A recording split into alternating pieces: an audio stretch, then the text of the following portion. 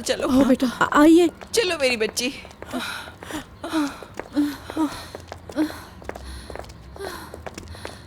बैठो बेटा। गोनल, मेरी बेटी, ठीक तो हो ना तुम? उसने तुम्हें कोई नुकसान तो नहीं पहुंचाया ना?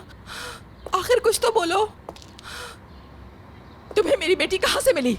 बताओ, सासात ने मेरी बेटी को कहाँ छुपा रखा था? अम्मी, मैंने गोली मार दी है। क्या? आजाद को। गोनल,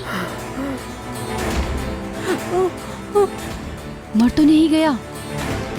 फिलहाल नहीं पता, लेकिन पता चल जाएगा। इंशाल्लाह मर गया होगा। अगर आजाद अब भी जिंदा है तो मैं उसके मरने की दुआ करूंगी। आजाद ने मुझसे जबरदस्ती करने की कोशिश की।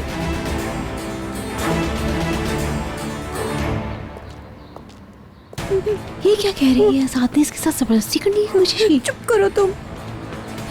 मैंने इसलिए गोली चलाई ताकि जो कुछ रियान के साथ हुआ वो सब कुछ मेरे साथ ना हो। अम्मी,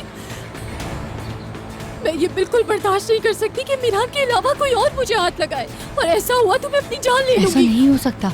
हाँ, मैं मानती हूँ रियान के साथ जो कुछ हुआ वो सब गलत है, और मैं आजाद को भी जानती हूँ।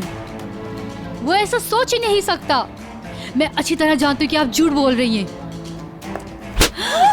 मुंह बंद करो। सुल्ताना मैडम, तुम उसकी हिमायत क्यों कर रही हो? आखिर तुम आजाद के बारे में जानती क्या हो? आखिर तुम उसकी हिमायत क्यों कर रही हो? उसकी वजह क्या है? क्या तुम्हें मेरी बेटी की हालत नजर नहीं आती? उठो मेरी बेटी, चलो यहाँ से। अम्मी। एलिफ, रुको बेटा, रुको। अम्मी। चलिए, आओ मेरे साथ।